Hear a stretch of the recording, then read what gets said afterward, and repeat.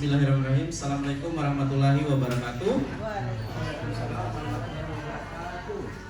Baik Bapak Ibu, kita akan mendengarkan di siang hari ini pemaparan dari seorang guru kita, yaitu Pak Maman Ismail, tentang kegiatan yang akan diikutinya, itu tentang PKG dan kinerja guru untuk mata pelajaran PJOK yang memasuki tahapan RTL, sehingga itu dibutuhkan kesiapan teman-teman ataupun kesediaan teman-teman untuk bisa mendengarkan maupun memberikan saran atau tanggapan apa yang disampaikan oleh rekan kita Pak Maman Ismail. Baik Bapak Ibu, untuk lebih jelas kita langsung saja ke Pak Maman Ismail. Silakan Pak Maman. Oke, bismillahirrahmanirrahim. Assalamualaikum warahmatullahi wabarakatuh. Salam damai sejahtera, Om Swastiastu, Namo Buddhaya, Rahayu, salam sejahtera bagi kita semua yang berada di ruangan ini. Yang terhormat Bapak Wakasek Kurikulum dan Bapak Ibu Guru yang sudah meluangkan waktunya pada siang hari ini. Tujuan saya untuk sebagai narasumber kali ini adalah untuk melaksanakan RTL, rencana tindak lanjut pembelajaran berbasis proyek. Di situ saya ambil dengan tema di Mampir Pelima itu kearifan lokal. Jadi judulnya itu bermain seru, sehat dan melestarikan olahraga tradisional di masa kini. Jadi sebelum saya lanjut ini, di slide kedua itu saya menginginkan Bapak Ibu itu untuk melakukan ice breaking dulu. Ice breaking itu ada dua yang saya lemparkan kepada Bapak Ibu. Yang pertama adalah ice breaking gerak sederhana. Yang kedua itu adalah ice breaking pola pikir. Jadi Bapak Ibu pilih yang mana dulu ini? Ada dua ini. Jadi ice breakingnya itu gerakan sederhana. Terus yang kedua itu adalah pola pikir. Gerakan sederhana. Oke, gerakan sederhana. Jadi yang mana gerakan sederhana Pak? oke, yang itu. Yang ini? Ini penguin ini sederhana Pak ya? Ya, oke. Jadi mohon kepada Bapak Ibu silakan berdiri. Kita melakukan ice breaking bersama dulu pada siang hari ini.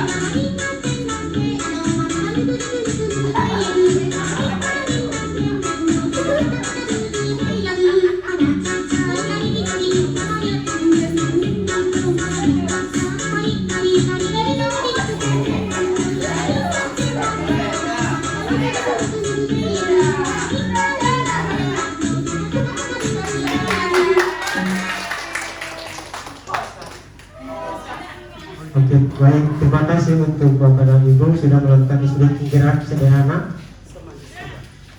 Oke, saya lanjut ya. Jadi saya ulang lagi, itu rencana tidak lanjut, rencana program pembelajaran PJOK berbasis proyek yang saya ambil judul yaitu bermain seru, sehat dan melestarikan olahraga tradisional di masa kini.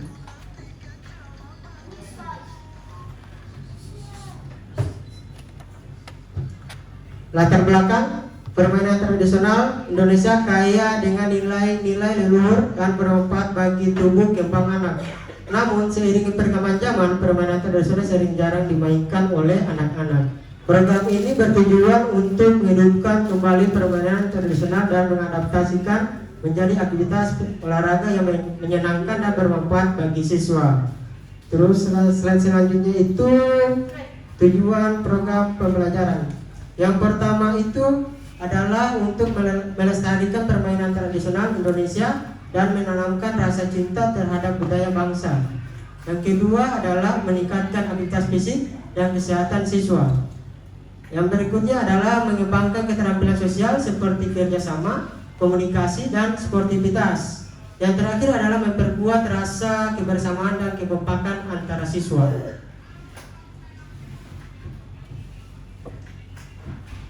Capaian langkah dan hasil diharapkan. Untuk capaian, siswa mengenal minimal 5 permainan tradisional. Ya. Yang kedua adalah siswa mampu memainkan minimal 3 permainan tradisional dengan benar dengan menggunakan model pendidikan SEM, Support Education Model. Yang ketiga adalah siswa menunjukkan sikap sportif dan menghargai perbedaan. Untuk langkah-langkah, yang pertama adalah siswa dapat menyebutkan nama, aturan dan cara bermain 5 permainan tradisional. Yang kedua adalah siswa dapat mengikuti aturan permainan dan bekerjasama dengan teman dalam bermain. Yang ketiga adalah siswa dapat menerima kemenangan dan kekalahan dan lapang dada menghargai pendapat teman. Untuk hasil yang diharapkan, yang pertama adalah mengadakan lomba prestasi tentang permainan tradisional, membuat poster atau video yang menjelaskan permainan tradisional. Yang kedua adalah mengadakan kegiatan pelatihan permainan tradisional, membuat turnamen mini permainan tradisional. Yang ketiga adalah mengadakan diskusi tentang nilai-nilai yang terkandung dalam permainan tradisional, memberikan kepada siswa menunjukkan sikap sportivitas. Terus untuk slide selanjutnya itu adalah untuk struktur program dan mitra dalam komunitas pelajar. Untuk struktur program, yang pertama adalah jenis program kokurikuler. Yang kedua adalah skala program seluruh siswa kelas 11 dan kelas 12. Untuk yang ketiga adalah pengaturan program dilaksanakan di halaman sekolah. Yang keempat adalah pelaksanaan dilaksanakan seminggu 2 kali di setiap hari Kamis dan Jumat. Ya, terus untuk mitra dalam kombel, yaitu yang pertama adalah kepala sekolah sebagai penasihat dan fasilitator dalam kombel. Yang kedua adalah guru PJOK dan teman sejawat berdiskusi bersama dalam mengembangkan materi penugasan dan evaluasi. Yang ketiga adalah guru mapel berdiskusi bersama dalam mengembangkan konten dan berdiskusi bersama dalam mengembangkan konten untuk berpresentasi kombel, berdiskusi bersama untuk memfasilitasi pembuatan karya dan pelaksanaan SEM kepada siswa. Kapasitas yang dimiliki oleh sekolah, yang pertama adalah manusia. Ya, manusia itu terdapat ada kepala sekolah, guru dan siswa. Nah, untuk aset fisik itu halaman sekolah serta alat pendukung lainnya seperti enggrang, bakiak dan lain-lain. Jadi dua ini yang saya ambil dulu di sini. Nanti saya kembalikan kepada teman-teman untuk penambahan permainan tradisional. Yang ketiga adalah lingkungan. Lingkungan itu berada di pedesaan, pasar, sehingga mudah dicari bahan untuk peralatan permainan tradisional. Berikutnya yaitu politik, kebijakan kepala sekolah, komite dan puskesmas, sosial, adanya aturan di sekolah yang berdampak kepada seluruh siswa. Agama dan kebudayaan, jenis permainan tradisional. Finansial itu saya taruh di situ adalah dana bos, ya.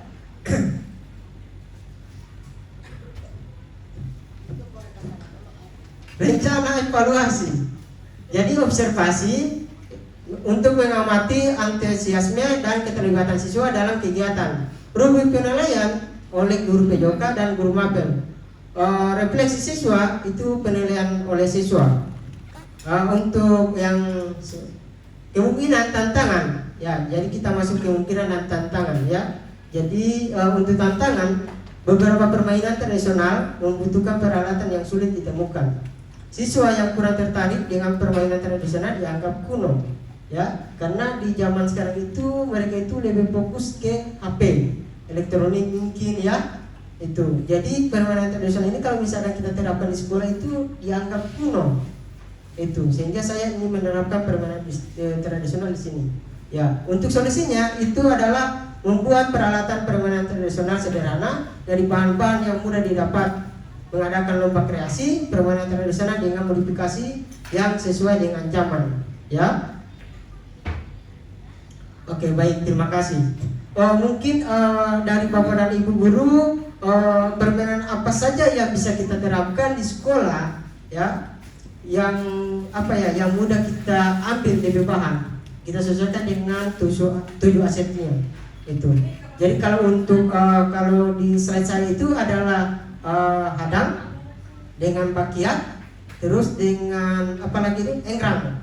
Jadi itu mudah didapati itu. Jadi mungkin ada teman-teman guru memberikan masukan mungkin di zaman era 90-an, 80-an yang bisa kita terapkan di SMA 2 itu. Yang tepatnya di Mapel Project mungkin, ya. Ya, Ibu Merin mungkin, Pak Istu mungkin. Oke, jadi Pak Istu ya. Oke, silakan Pak Istu. Iya, terima kasih. Assalamualaikum warahmatullahi wabarakatuh. Waalaikumsalam warahmatullahi wabarakatuh. Jujur ya, materinya sangat bagus, terutama berkaitan dengan permainan tradisional. Kalau berbicara tentang tradisional itu mengingatkan kita pada era 90-an, 80-an gitu. Nah, di sini sudah dipaparkan ada beberapa permainan tradisional seperti engrang, hadang, dan juga bakia gitu. Saya tidak tahu apa nanti yang saya nanti sarankan gitu ya. Saya juga ini permainan yang pernah saya mainkan juga gitu ya. Waktu saya masih di SD sampai SMP gitu mainnya itu. Ya, ini permainannya itu tidak di lingkungan sekolah gitu, tapi kita bermain itu sore hari gitu ya. Biasanya kita mainkan di sore hari. Kalau di kampung saya di bagian barat ya Pak ya, di Pohua atau bagian barat gitu ya. Siap, Saya ya. tidak tahu kalau di kota itu, karena memang saya kaget juga kalau di kota itu ada beberapa nama yang sudah ganti, misalnya makanan tradisional. Kalau di saya itu ada yang disebut dengan kue balon, kalau di sini jadi sukade. Saya takut juga nama permainan di saya di Leniton itu, di sini saya tidak tahu namanya apa, cuman jelas saya tahu itu namanya bentengan gitu. Ya, kalau permainan bentengan itu di kita itu Pak, kita nanti ada secara berkelompok. Itu nanti kelompok A di sebelah sini, kelompok B di sebelah sana. Nanti kita akan memperebutkan benteng gitu. Pola permainannya itu jumlah pemain sama, misalnya di sini 5, di sebelah 5 gitu. Jadi kita akan saling kejar-kejaran untuk meninggalkan benteng, tapi ada nantinya yang tetap bertahan di benteng supaya lawan itu tidak bisa menguasai gitu ya. Jadi misalnya kita bisa menyentuh mereka, berarti mereka kalah, itu akan kita bawa ke sini sampai benteng mereka kosong gitu ya. Nah, tujuan dari permainan itu kalau menurut saya bisa ini ya, ada kebugaran di situ menurut saya. Karena kita di situ dilatih juga bagaimana, karena di situ memacu untuk bisa berlari cepat supaya tidak dikejar oleh lawan gitu, tidak bisa ditangkap oleh lawan. Jadi di situ juga saya rasa kalau dikaitkan dengan pembelajaran di BJK mungkin ada yang namanya lari jarak jauh atau apa, itu bisa juga diangkat. Jadi kalau di saya itu permainan bentengan namanya, saya tidak tahu kalau di kota itu apa gitu. Itu mungkin bisa diangkat itu. Terima kasih. Oke, terima kasih. Luar biasa untuk masukannya untuk sebuah permainan. Mungkin ada dari Bapak dan Ibu guru untuk memberikan permainan di era 80-an, mungkin di 90-an. Ada? Mungkin Ibu Tiara mungkin? Ada? Ibu Erli mungkin? permainan apa saja yang bisa kita terapkan di eranya Ibu Erdi untuk era di 90-an itu. Yang boneko, yang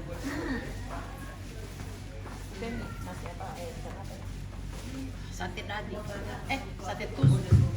Oke, baik, terima kasih. Bismillahirrahmanirrahim. Assalamualaikum warahmatullahi wabarakatuh. Ya, sangat menarik sekali rencana tidak lanjut yang sudah direncanakan oleh Pak Maman dalam kegiatan PKG ini. Memang betul kita melihat situasi sekarang bahwa permainan tradisional ini sudah hampir dikatakan punah, dan itu bisa kita gerakkan dan bisa kita kembalikan melalui kegiatan-kegiatan yang seperti yang sudah direncanakan. Ya, jadi kalau ditanyakan pengalaman saya ketika zaman sekolah itu, memang karena dulu kita belum mengenal yang namanya gadget, belum ada secanggih teknologi zaman sekarang, maka kita bermain itu dengan permainan-permainan tradisional. Nah, salah satunya dengan lompat tali, kemudian ada juga hadang, kemudian bermain kasti, kemudian saya juga lupa apa namanya ya. Kalau misalkan itu taruh batu, kemudian kita lempar apa ya, kasti ya namanya itu, yang ditaruh ini baru di bangku dilempar, baru kalau ini yang lawannya dia kejar sambil, bukan hadang itu kan begitu. Dia semacam kasti. Tapi pada saat Kasti itu kan, kalau kasti itu kan dia lempar begini toh. Kalau saya dulu itu kita taruh batu, kemudian lempar, sambil batunya itu disusun, kita lari, ada benteng-benteng yang harus kita ini. Nah, ketika kita kena bolanya maka kita kalah, gantian lagi mainnya. Nah, saya rasa permainan ini cukup bagus untuk kita gerakkan kembali, karena ini seperti tadi tujuannya adalah meningkatkan kebugaran dan kesehatan siswa itu sendiri. Ya, jadi itu saja Pak dari saya. Terima kasih. Wassalamualaikum warahmatullahi wabarakatuh. Waalaikumsalam warahmatullahi wabarakatuh. Sangat menarik juga ya. Begini, untuk permainan tradisional ini, saya itu bertantangan mengenai judul yang saya terapkan ini, karena begini, untuk menerapkan untuk permainan tradisional di masa kini, di masa di masa era digital mereka, itu akan susah. Itu seperti yang saya bilang di slide sebelumnya, itu adalah dianggap kuno itu, sehingga saya ambil itu di Mapel Project bersamaan dengan Mapel PJOK, karena kita berharap di Mapel PJOK itu mereka itu tatap muka kita itu seminggu sekali. Ya, untuk tingkat kebugaran mereka itu adalah cuma sedikit, ya. Sedangkan tingkat kebugaran itu dia seminggu 2 kali sampai 3 kali, ya. Jadi kita iringi dengan Mapel Project sehingga tingkat kebugaran peserta di SMA 2 itu meningkat. Itu. Kalau kita berharapan di Mapel PJOK, Ibu, Bapak, hal kemungkinan mereka bugar karena tetap mungkin seminggu sekali. Sedangkan tingkat kebugaran itu adalah seminggu dan seminggu itu 2 kali sampai 3 kali gitu ya. Oke, mungkin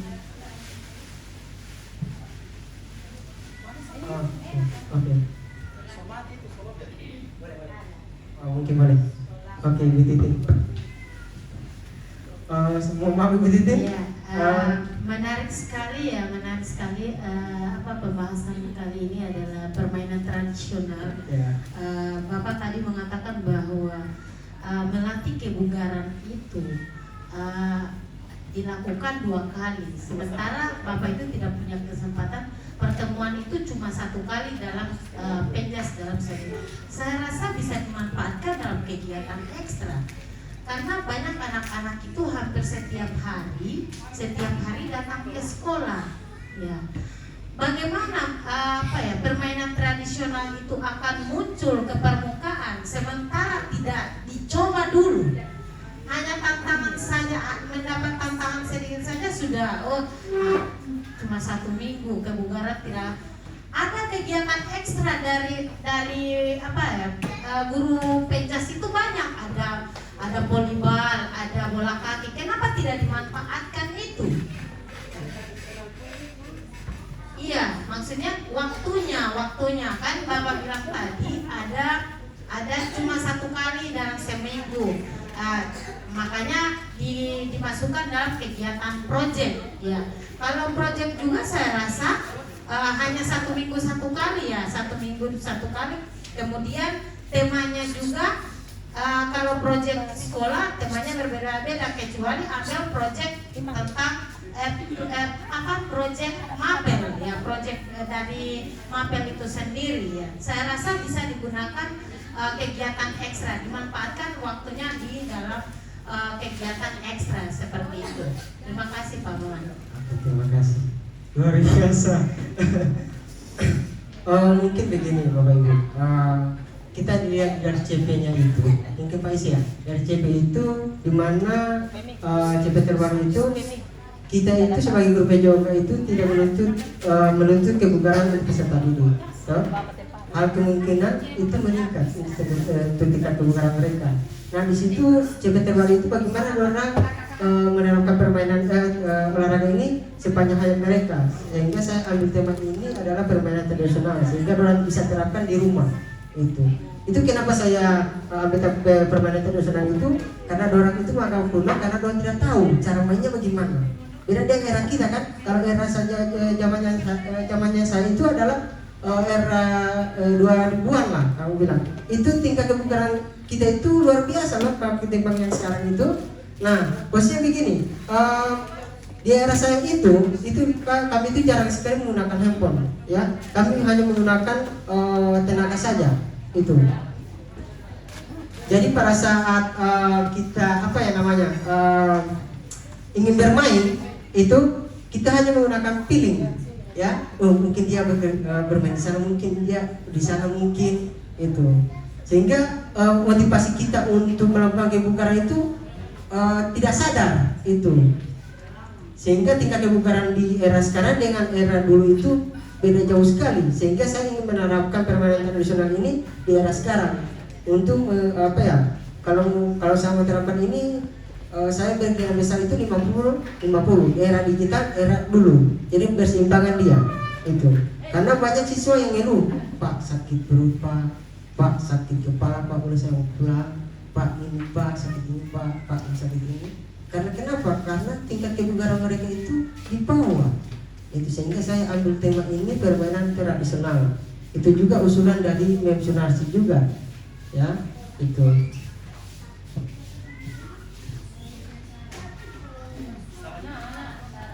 Oke, mungkin saya.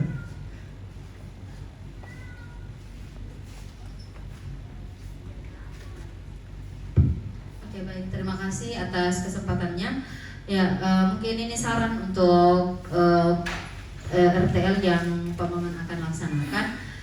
Memang betul seperti ini. Kalau kegiatan ini kita akan integrasikan dalam pembelajaran PJOK itu boleh. Artinya gini, dalam 1 kali pertemuan kan tidak, artinya misalkan permainan bola besar. Nah itu Bapak bisa integrasikan permainan tradisional itu di dalam pembelajaran PJOK. Nah, kalaupun misalkan Bapak ingin mengintegrasikan juga di dalam pembelajaran proyek, itu juga bisa. Kenapa? Kalau misalkan Bapak tadi mengatakan bahwa tema kearifan lokal. Nah, kebetulan di kearifan lokal itu kan kita sekarang proyeknya ada yang Pak Yaloh Mopoli dan di kearifan lokal itu. Nah, mungkin bisa saja kita mengambil kayak di awal proyek itu ada stretching dulu, kemudian bagaimana bisa membangkitkan kebugaran dan fisik mereka. Nah, permainan tradisional sederhana bisa kita masukkan di situ.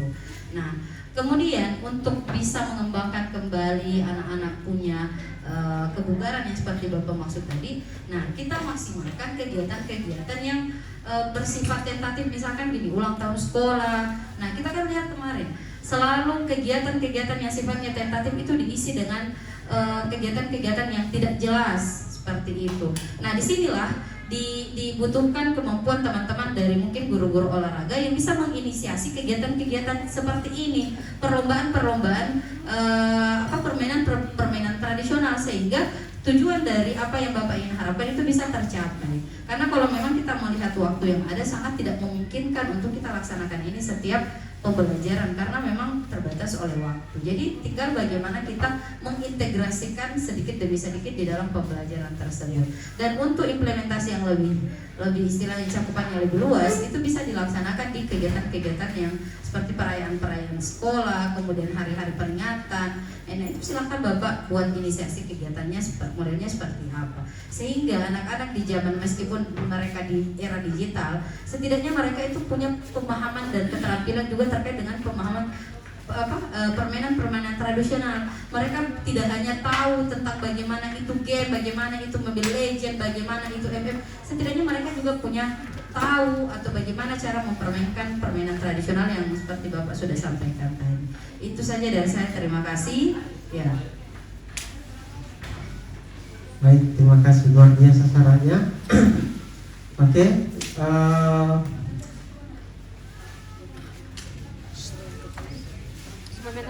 mungkin hanya itu ya untuk masukannya.